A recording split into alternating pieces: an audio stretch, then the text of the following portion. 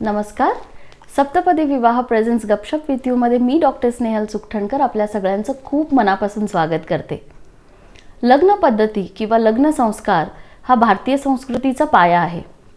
स्वैराचार आणि दुराचाराला लगाम घालण्यासाठी कदाचित आपल्या पूर्वजांनी या संस्काराची सुरुवात केली असावी. पण काळाच्या ओघात अनेक गोष्टी बदलत गेल्या, अनेक समीकरणं बदलत गेली, स्त्री पुरुषांच्या भूमिका बदलत गेल्या. पण त्याचप्रमाणे नात्यांची पकड ही कुठेतरी सैल पडत गेली. आणि ही जर नात्यांची गुंतागुंत जर कुठेतरी थांबवायची असेल, नात्यांना योग्य दिशा जर द्यायची असेल, तर आपल्या थोरामोत्यांचं मार्गदर्शन घेणं, त्यांचे अनुभव ऐकून घेणं अत्यंत गरजेचे होत चाललेले आहे.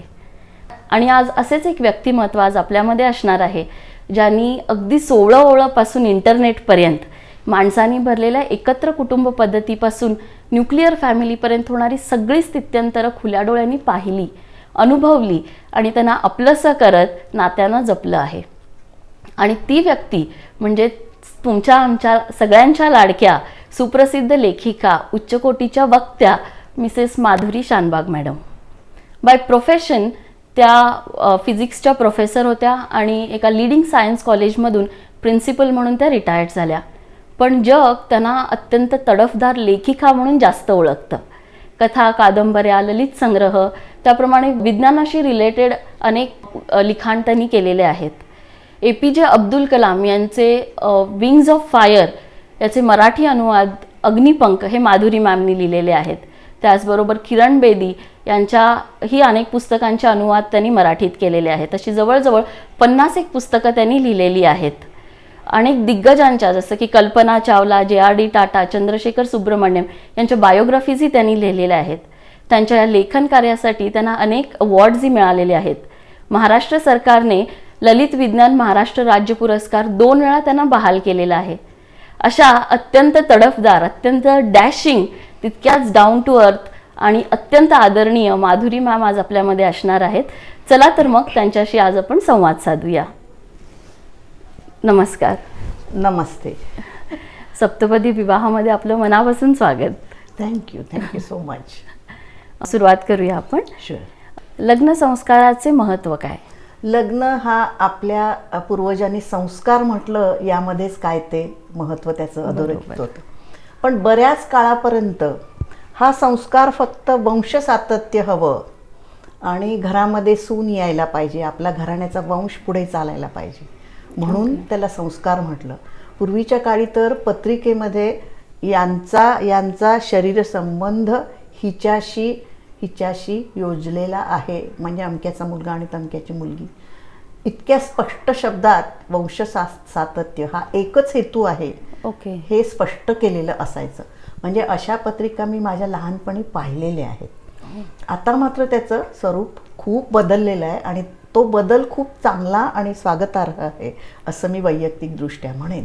स्त्री ही फक्त मुलं जन्माला घालायची आणि वंश वाढवायची आणि विशेषतः मुलगा देण्यासाठी एक साधन, इथपासून आपल्या समाजामध्ये जी बदल घडत गेले, स्त्री शिक्षणामुळे असेल किंवा एकूणच सगळं जग जवळ आल्यामुळे दृष्टी वाढली, विज्ञानानं अनेक बदल घडवले आयुष्यात आणि त्या सर्वांमुळे हे जे बदल चांगले घडलेले आहेत, त्यामुळे आता लग्न या विषयाचा संस्कार जरी असला तरी त्याचे संदर्भ आणि त्याची परिणिती ही खूप मोठ्या प्रमाणात बदललेली आहे असं मी म्हणेन स्नेहल. पण तरीसुद्धा मला असं वाटतं की कोणतंही जोडपं हे आपण ज्याला विष्णू लक्ष्मी आहे, लक्ष्मी नारायण आहे असं म्हणतो किंवा शंकर पार्वती म्हणतो, त्यातला जो गर्भितार्थ आहे तो मात्र काही फारसा बदललेला नाही. कारण हे दोघेही एकमेकांशिवाय अपूर्ण आहेत आणि ते एकत्र येऊनच एक पूर्णत्व, पुरुष आणि प्रकृती यांचं ते एकत्र येणं आहे. हा जो त्याचा संस्कार या शब्दामागचा अर्थ आहे, त्यामध्ये काही बदल घडलेला नाही आहे. अर्थात त्याला अनेक नवीन मिती मिळालेल्या आहेत असं मी म्हणेन. म्हणजे पूर्वी फक्त ते वंशसातत्य हे जाऊन आता सहजीवन, मुलांना वाढवणं आणि ते उत्तम नागरिक बनवून देणं, हे करता करता ती जी पत्नी आहे तिच्या स्वतःच्या व्यक्तिमत्वाचा विकास होणं, ती सुखी आणि आनंदी राहणं आणि तिनं समाजाचा एक जबाबदार घटक म्हणून आपली जबाबदारी निभावणं, हे सुद्धा आताच्या विवाह बंधनात अपेक्षित आहे. त्यामुळे जरी हा संस्कार जुना असला, पिढ्यानपिढ्यापासूनचा, वर्षानुवर्षापासूनचा आपल्या समाजातला संस्कार असला, तरी त्याला जे नव्या डायमेन्शन्स मिळालेले आहेत त्याच्या सकटच आता आपल्याला नव्या काळामध्ये पुढं जावं लागेल, एवढं मात्र मी तुला खात्रीनं सांगेन. किती छान. पण आजकालची परिस्थिती एकूणच बघता आजकालचे तरुण तरुणी लग्नाला घाबरताना दिसत आहेत, म्हणजे may be they are scared of commitments. तर याला गुढार्थानी काय कारणं असू शकतात? मला असं वाटतं की अनेक तरुण मुलं आपल्या आसपास आपल्या मित्रांच्या लग्नानंतरच्या कहाण्या ऐकतात, ते कारण असू शकेल. किंवा जी माणसं, जी मुलं बुद्धिमान आहेत त्यांना समाजातले जे बदल आहेत ते बदल ते डोळसपणे बघत आहेत. स्त्रीला एक स्वतंत्र व्यक्तिमत्व आहे हे त्यांनी ॲक्सेप्ट केलेलं आहे. पण ते व्यक्तिमत्व आपल्याला पेलेल की नाही याबद्दल कदाचित त्यांच्या मनात शंका असतात. बरोबर. मुलींच्या बाबतीत हे थोडंसं उलटं आहे. कारण अजूनही मला असं वैयक्तिकदृष्ट्या असं वाटतं की स्त्री शिक्षणामुळे, ग्लोबलायझेशनमुळे असेल किंवा आर्थिक स्वातंत्र्य अलीकडे मध्यमवर्गीय स्त्रियामध्ये तरी अगदी झपाट्यानं आहे की म्हणजे प्रत्येक मुलीला आता आपण पायावर उभं राहिल्याशिवाय लग्न करायचं नाही, इथून तिची सुरुवात असते. कारण काय ही असलं तरी माझ्या ज्या आयुष्याबद्दलच्या कल्पना आहेत त्या मला सत्यात आणायच्या आहेत, हे तिच्या दृष्टीनं अगदी योग्य आणि योग्यच आहे. ते तिच्या दृष्टीनं महत्त्वाचं असतं. मग लग्नानंतर जी बंधनं येतात, आपण संपूर्णपणे दुसऱ्या कुटुंबात जातो, संपूर्णपणे दुसऱ्या माणसाची तंत्राप्रमाणे किंवा त्या घरामध्ये जसं काय बदल आहेत ते सगळ्या बदलाला सामोरं जाताना आपल्याला हे सगळं आपलं स्वतःचं जी इतकी वर्ष आपण डेव्हलप केलेलं आहे किंवा आपल्या मनात जे काही स्वप्न आहेत त्याच्यासाठी आपण जे काय करतोय ते पूर्ण होईल की नाही अशी मुलींच्या मनात शंका असते. आणि त्याच्यामुळे त्या मुलींना थोडीशी लग्नाबद्दलची धास्ती वाटते. कसं घर मिळेल, कशी असतील सासरची माणसं, नवऱ्याची आपल्याला कितीही जरी लग्नाआधीपासूनची ओळख असली किंवा लग्न ठरलेल्या आणि व्हायच्या काळामध्ये जरी एकमेकांना समजून घ्यायचा प्रयत्न केला, बोलायचा प्रयत्न केला, तरीसुद्धा प्रत्यक्ष बदल जेव्हा घडतो तेव्हा काय वाट्याला येईल याबद्दल थोड्याशा त्या साशंक असतात. त्यामुळे अलीकडच्या मुली अगदी आपल्या मनासारखं होईपर्यंत लग्नाला फारशा तयार होत नाहीत. तर तेही एक कारण असू शकेल. मुलांच्या बाबतीत मात्र काय झाले, पूर्वी स्त्री अगदी चार भिंतीतच असल्यामुळे तिच्या अपेक्षा खूप कमी असायच्या आणि ती घर सांभाळणं आणि मुलं वाढवणं यामध्ये इतकी गर्क आणि ह्यांनी बाहेरची कामं करायची, ही विभागणी बऱ्यापैकी स्पष्ट होती. आता ह्यात सगळी सरमिसळ झालेली आहे. आपण दोघांनी मिळून हा संसार करायचा आहे हा विचार रुजायला लागलेला आहे.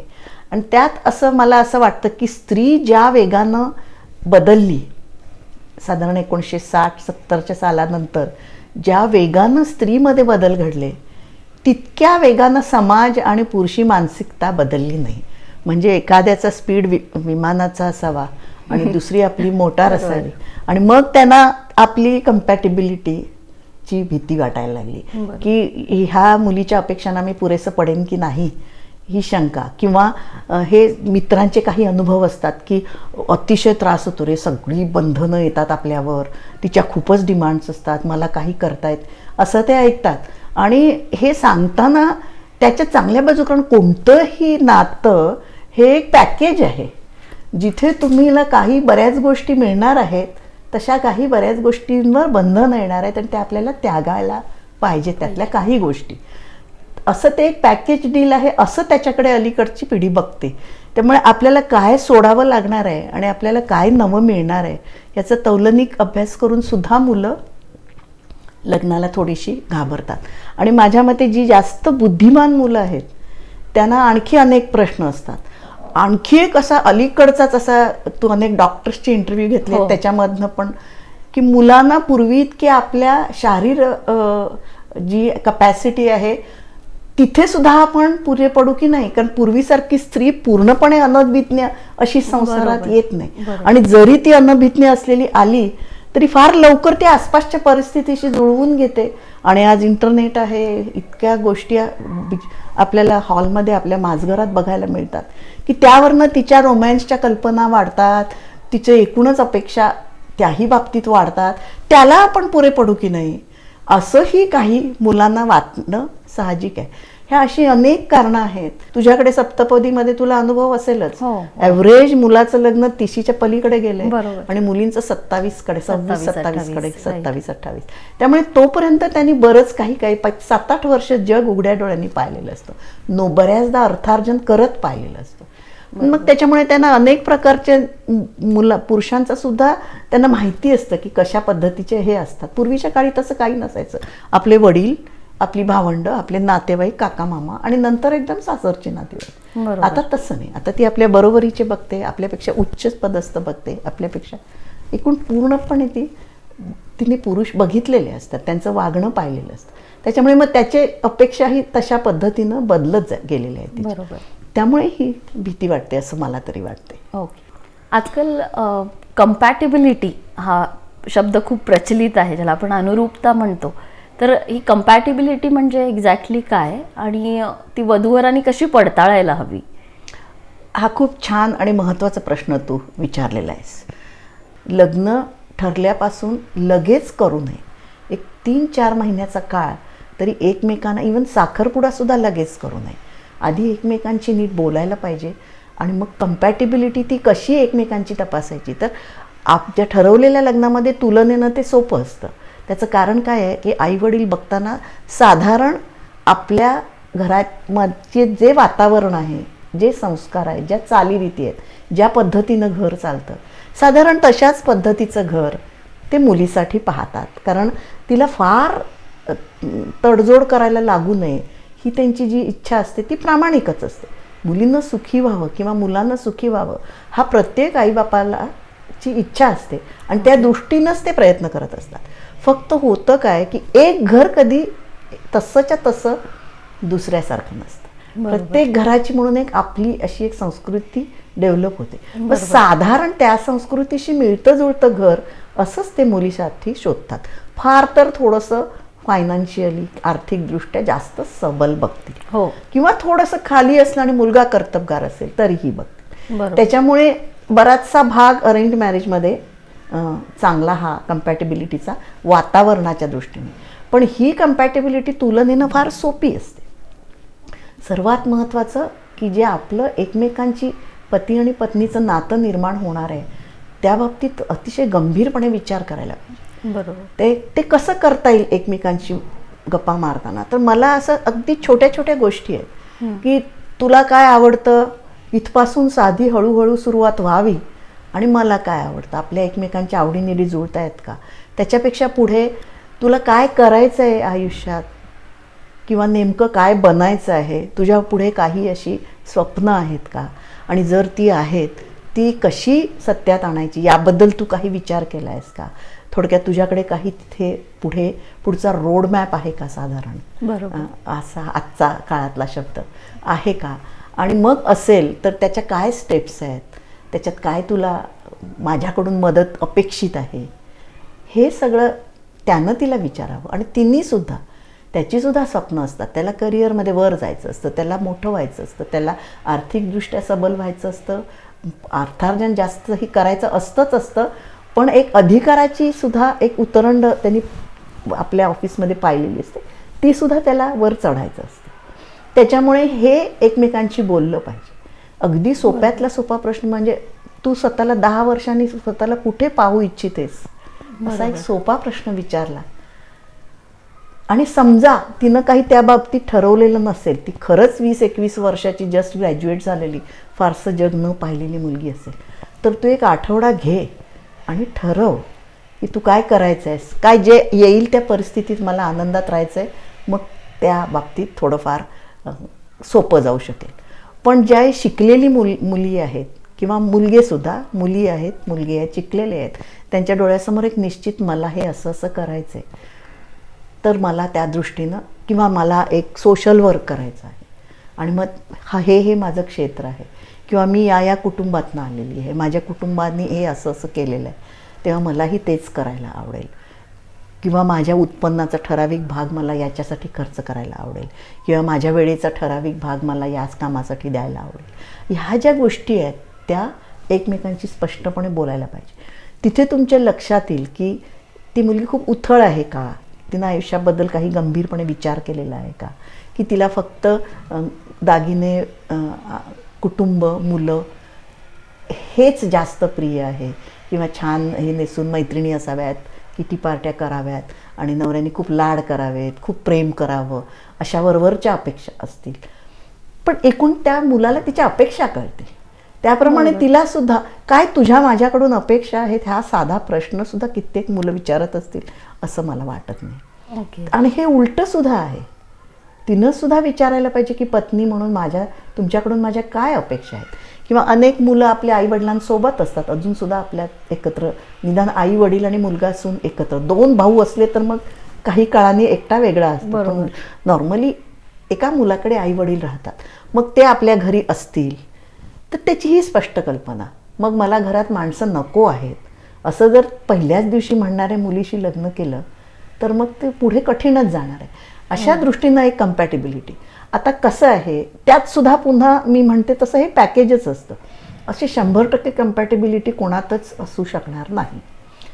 शारीरिक कम्पॅटिबिलिटी हा वेगळा भाग झाला. मी तुला मानसिक, फिजिकल आणि पुढच्या आयुष्याच्या संकल्पना याची कम्पॅटिबिलिटी सांगते. ही कम्पॅटिबिलिटी 100% असणं शक्यच नाही. कुठल्याही 2 माणसं अशी एकसारखी असणं किंवा सगळे होला हो म्हणणं असं असणं शक्यच नाही. त्याच्यामुळे साधारण 50 ते 55 निम्म्यापेक्षा जास्त आणि महत्त्वाच्या ज्या एरियाज आहेत, उदाहरणार्थ आपलं आर्थिक, हे सामाजिक किंवा पैशाच्या अपेक्षा, सुखाच्या अपेक्षा काय आहेत, आनंदाच्या तुझ्या अपेक्षा काय, कल्पना काय आहेत, ह्या छोट्या छोट्या गोष्टीतून एखादी म्हणेल की मला पुस्तक घेऊन बसलं की अतिशय आवडतं, कोपऱ्यात घेऊन वाचत बसलं की आवडतं. एखादी म्हणेल मला रोज 2 तास सिरियल बघायला आवडतात, किंवा एखादी म्हणेल मला ट्रेकिंग आवडतं. आता ट्रेकिंग आवडणाऱ्या मुलीला लॅपटॉपवर काम करणारा मुलगा जर आवडत असेल तरीसुद्धा बेसिक जर संसाराबद्दलच्या कल्पना असतील तर मग काही वर्षांनी तो लॅपटॉप घेऊन बसेल आणि ती ट्रेकिंगला जाईल. हे सुद्धा होऊ शकतं.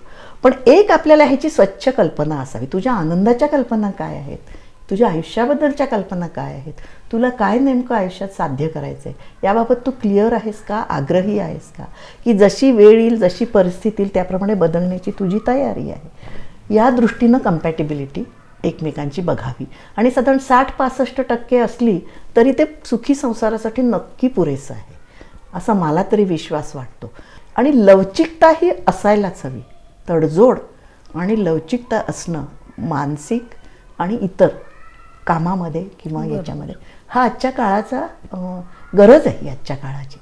त्याच्यामुळे ह्या दृष्टीनं कम्पॅटिबल आपण आहोत की नाही हेच तेवढं. काही गोष्टी तुला अनलर्न कराव्या लागतील हे त्यांनी तिला सांगायला पाहिजे आणि तिनंही त्यांना सांग आणि कराव्याच लागतात. लग्नामध्ये काही गोष्टी जशा आपण नव्या अनेक गोष्टी शिकतो तेव्हा काही जुन्या गोष्टी, जुन्या सवयी आपल्याला काढाव्या लागतात किंवा अनलर्न कराव्या लागतात. वेगळ्या पद्धतीनं पुन्हा पाटीकोरी करून नवं लिहावं लागतं. बरोबर. तर त्याच्याही बाबतीत थोडीशी कल्पना आधी असायला पाहिजे. कारण ही एक पुढच्या उरलेल्या सर्व आयुष्याची कमिटमेंट आहे. त्या दृष्टीनं फार कमी मुली बघतात त्याच्याकडे.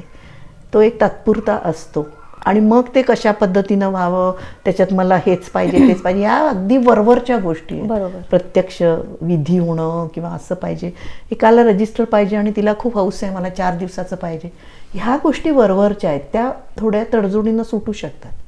बरोबर. बेसिकली तुमचं एकत्र राहणं सुखाचं होईल याबद्दलच्या ज्या तुमची मतं आहेत किंवा तुमचे जे विचार आहेत ते एकमेकांशी त्यांनी शेअर करावेत. मग मला वाटत नाही की कम्पॅटिबिलिटीचा प्रॉब्लेम आहे. आणि मला असं वाटतं की बेसिकली दोघांना लग्नाने सुखी व्हायचं असतं. लग्नाची सुरुवात करतात अगदी बरोबर. आपल्याकडे जे लग्नाच्या दिवशी एक विधी आहे त्याच्यामध्ये आकाशाकडे भटजी जाऊन ते अरुंधती आणि वशिष्ठांचं नक्षत्र काय आहेत त्या 2 ताऱ्यांची स्पेशालिटी, ते काय, ते खास का आहेत, तर ते विज्ञानाने सिद्ध झालेलं फॅक्ट आहे की ते जोड तारे आहेत.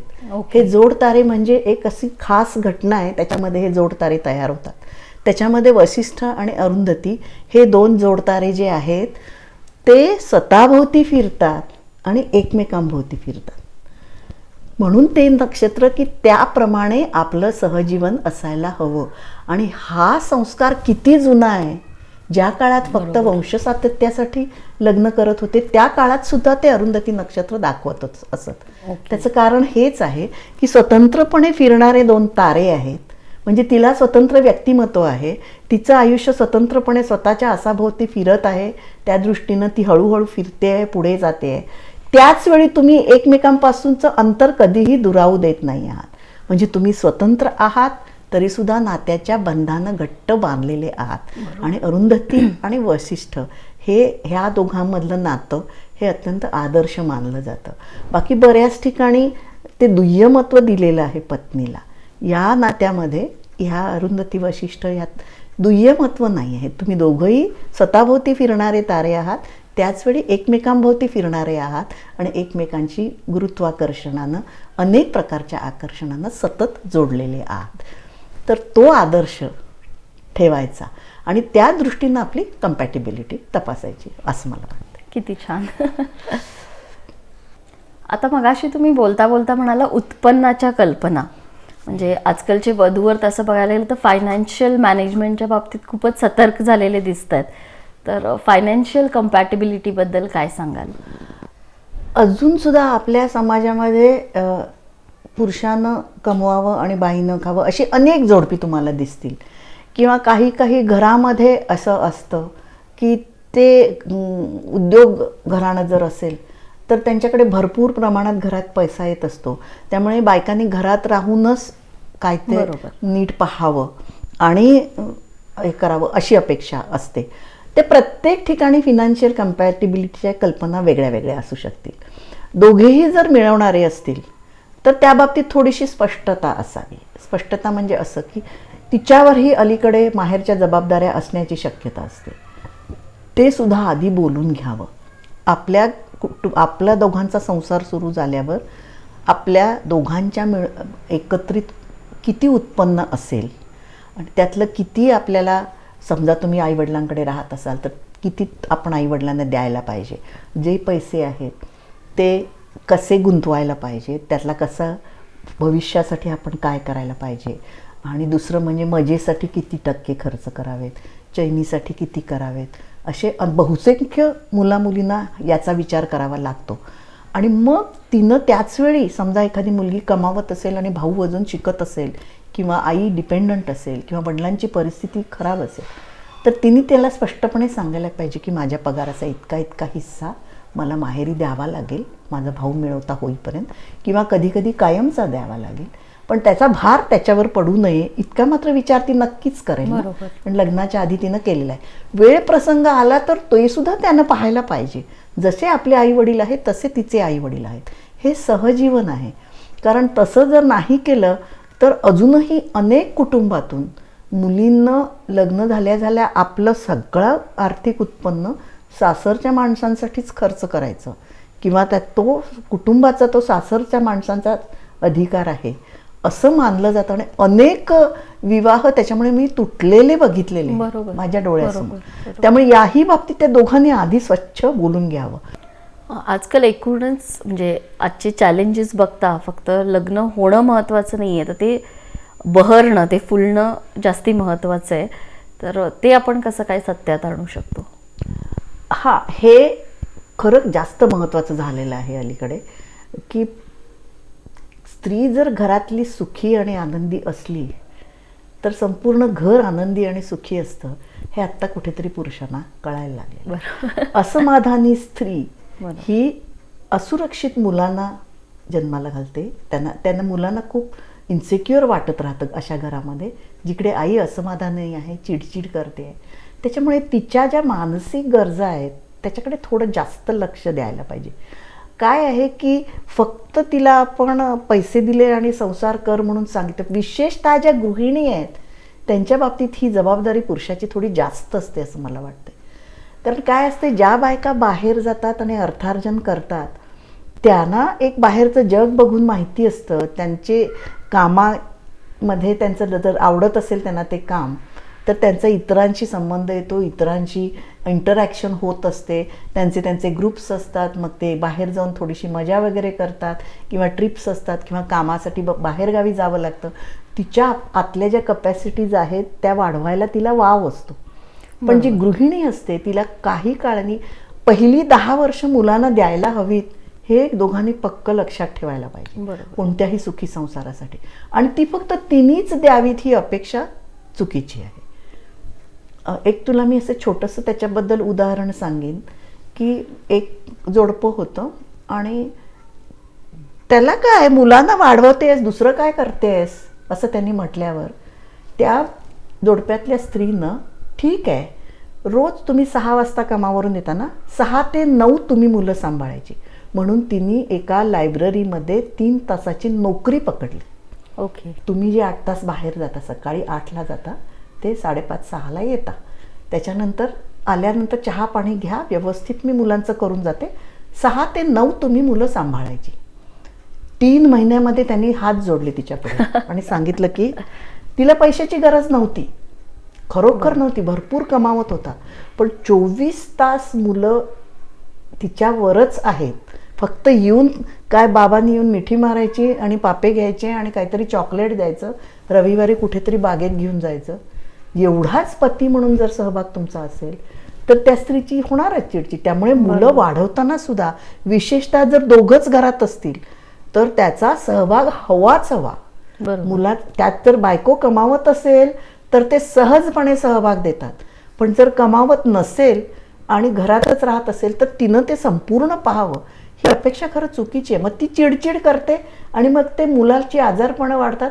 अनेकदा मुलांना जे लहानपणी अस्थमा लागतो ते आता प्रूव्ह झालेलं आहे की तो त्यांच्या त्या वयामध्ये त्यांचा मानसिक तणाव कसा वाढतो.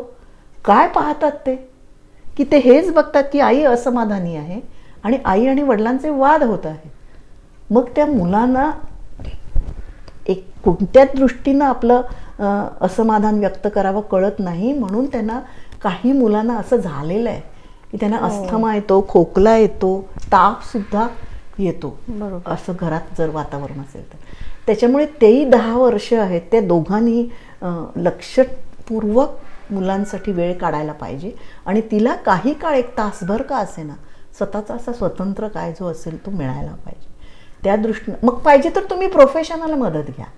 म्हणजे मी अशीही जोडपी बघितलेली आहेत की ती चक्क दोघेही नोकऱ्या करतात, दोघांची वेगळी क्षेत्र आहेत, तर एखादा रविवार असेल, लग्नाचा वाढदिवस असेल, तिचा वाढदिवस असेल, त्याचा वाढदिवस असेल, चक्क प्रोफेशनल बेबीसिटरकडे मूल ठेवून दोघेजण बाहेर जातात आणि फ्रेश होऊन येतात. ही खूप चांगली पद्धत आहे.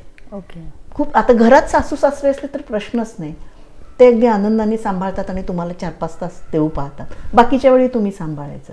त्यांचा सुद्धा खरं फार फायदा घेऊ नये की 24 तास तुम्ही मुलं बघा, आम्ही नोकऱ्या करतोय, पैसे मिळवतोय, असं नाही पाहिजे. त्यांचं स्वतःचं जे आयुष्य आहे ते पाहिजे. पण हे प्रोफेशनल बेबीसिटरकडे देऊन सुद्धा हे असे आपल्यासाठी आपल्या दोघांमधले बंध चांगले राहायला पाहिजेत. तिलाही थोडं फ्रेश वाटलं पाहिजे, तिलाही थोडं पुढे बघायला पाहिजे, तिचे आनंद पाहायला पाहिजे. ती जर आनंदी राहिली तर ती आपसूक तो आनंद मुलांपर्यंत पोहोचतो. त्याच्यामुळे ह्या काही छोट्या छोट्या गोष्टी आहेत की पैशाच्या बाबतीत असेल की तिला सांगून व्यवहार करावेत. अगदी काही हे करून असं करू नये. किंवा समजा काही गोष्टी तिला आवडत नाहीत, अतिव्यसन केलेलं आवडत नसेल किंवा खूप मित्रांबरोबर वेळ घालवण्यापेक्षा माझ्याबरोबर घालव, तर मग आपल्याला तसं करायला पाहिजे.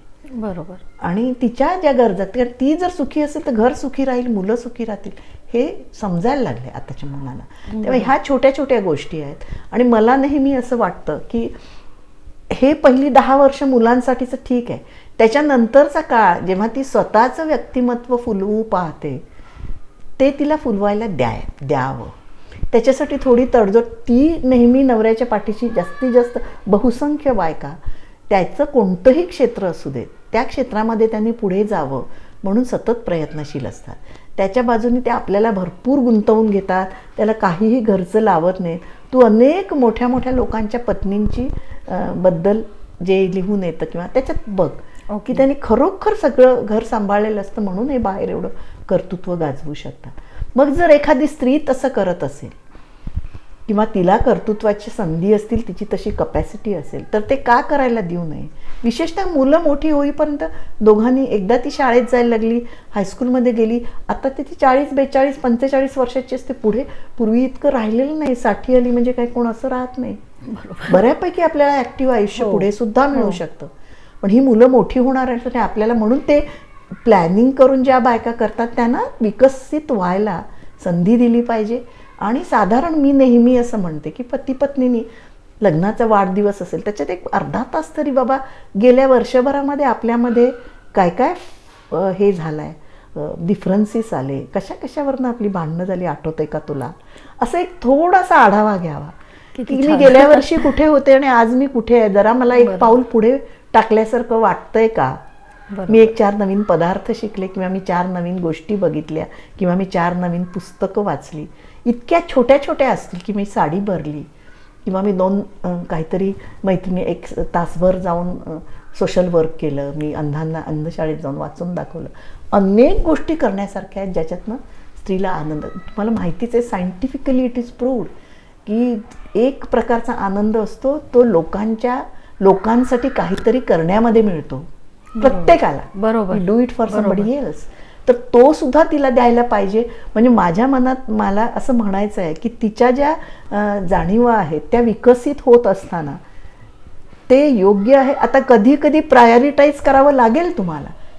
तुम्ही काहीतरी ठरवलंय आणि कोण आजारी पडला तर ती स्वतःहून ते कार्यक्रम रद्द करेल आणि बरोबर मुलाच्या पतीच्या कोणाच्याही सेवेला हजर राहील. पण जर तसं नसेल तर ते तिला फुलू द्यावं. बरोबर. आणि अशी फुललेली बायको ही जास्त चांगली सहचर असते हे त्यांच्या लक्षात येईल लगेच. बरोबर. काही काळाने. त्यामुळे 1 वर्ष आपलं कसं गेलं बाबा आणि पुढच्या वर्षी आपल्याला काय करायचं आहे असं जर विचार केला प्रत्येकाने, एक दरवर्षीच असं नाही 2-3 वर्षांनी, तर आपण पुढे जात आहोत, आपण विकसित होत आहोत, we are growing as a person. हा फील जर आला दोघांनाही आणि एकमेकांच्या साथीनं जर ग्रो होत गेले, तुम्ही काय ते हात पकडून काय तिच्यासाठी करायची गरज नसते. फक्त तू खड्ड्यात पडायला लागलीस तर मी आहे तिकडे बाहेर काढायला कोणत्याही, असा एक आश्वासक भाव दोन्ही बाजूनी की तुझ्या पुढे संकट आलं तर मी ठामपणे तुझ्या पाठीशी उभी आहे आणि तुझ्या काही करिअरमध्ये किंवा विकसित होण्यामध्ये ग्रोथमध्ये निराशा आली तर मी आहे.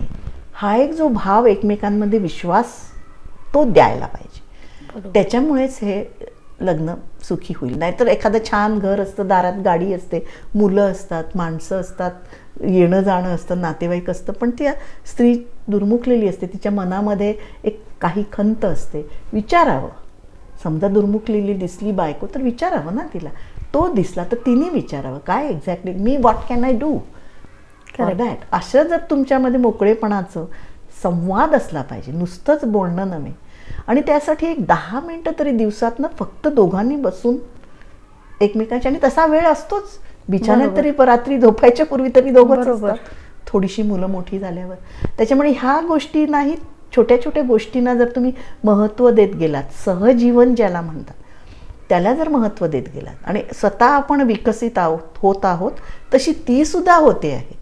तिच्या क्षेत्रामध्ये दिशा वेगळी असेल, मार्ग वेगळा असेल, वेग वेगळा असेल तिचा विकसित व्हायचा, आणि तुम्ही भराभरा पुढे जात असाल तरीसुद्धा थोडं का असेना कम्पॅटिबिलिटीच्या दृष्टीने आपण विचार जसा केला तसा हे ग्रोईंगसुद्धा महत्त्वाचं आहे. कारण ही अशी ग्रोथ होणं हे आनंदाचं लक्षण आहे. बरोबर. आणि ती ठराविक काळापर्यंत असतेच. आणि एकदा जर तुम्ही मग संथावतं जेव्हा आयुष्य, तेव्हा मग खरी किंमत कळते की आपण जी वाट चालून आलो त्याच्यामध्ये सतत एकमेकांच्या हातात हात होता. आणि माझ्या मते सुखी आयुष्याचं, सुखी संसाराचं हे खूप मोठं गमक आहे असं मला वाटतं. किती छान. नव्याने होऊ पाहणाऱ्या सासू सासऱ्यांना किंवा झालेल्या सासू सासऱ्यांना काय सल्ला द्याल? हां, आता हे फारच महत्त्वाची गोष्ट दिवसेंदिवस बनत चाललेली की एक आपल्याकडे पूर्वी म्हण होती, हो सुने घरासारखी. म्हणजे सुनेने घरात यावं आणि घरासारखं व्हावं म्हणजे सगळीकडे आनंदी आनंद असतो. बरोबर. ती 16 वर्षाची मुलगी जेव्हा घरात येते तेव्हा ती बघते, तिला स्वयंपाक नीट येत नसतो, मग ती सासूकडून शिकते, मग असं करायचं तसं करायचं, चुकतं, 4दा करपतात पोळ्या, मग हळूहळू 20, 22, 23व्या वर्षी तिला अशी ती शिकत शिकत पुढे जाते. आज तुमच्याकडे जेव्हा 25, 26 वर्षाची कमावणारी आणि व्यक्तिमत्वाला व्यवस्थित कंगोरे आलेली अशी स्त्री जेव्हा सून म्हणून येते तेव्हा हो सुने घरासारखी हे म्हणून चालणार नाही. तिच्याही अपेक्षा आहेत आणि तिचं स्वतंत्र व्यक्तिमत्व आहे, ती वेगळी स्त्री आहे. प्रत्येक ह्या सासूनी विचार करावा, माझ्या सासूच्या काळात जे जसं घर होतं तसं आता आहे का? बरोबर. नक्कीच नाही. इतक्या सोयी आल्या, पाटावरवंटा होता तो मिक्सर आला, स्टोव्ह होता किंवा चूल होती तर गॅस आला, त्याच्यानंतर ते काय मायक्रो आलं आणि ढमकं आलं, अनेक गोष्टी बदललेल्या आहेत. तसे तिच्या पुढच्या ह्याच्यामध्ये ती घरातून मोबाईलवरून चालू करून जाते, एखादं कुकर लावून ठेवून जाते आणि चालू तिथे घरी येईपर्यंत गरम गरम वरण भात शिजलेला असतो. अशा ह्या टेक्नॉलॉजीमुळे ज्या गोष्टी आयुष्यात बदललेल्या आहेत, आनंदाच्या कल्पना बदललेल्या आहेत. त्याच्यामुळे थोडं सून पूर्णपणे घरात रुळेपर्यंत थोडंसं घरानी पण बदलायला पाहिजे. पूर्वीच्या काळात फक्त हो सुनेनं बदलून घरासारखं व्हावं असा आग्रह करून चालणार नाही. तर थोडं घरानं सुद्धा सुनेसाठी बदलायला पाहिजे. मग हे कसे कुठले बदल असतील तर तिला बाहेर खायची जरा जास्त सवय आहे नव्या पिढीला.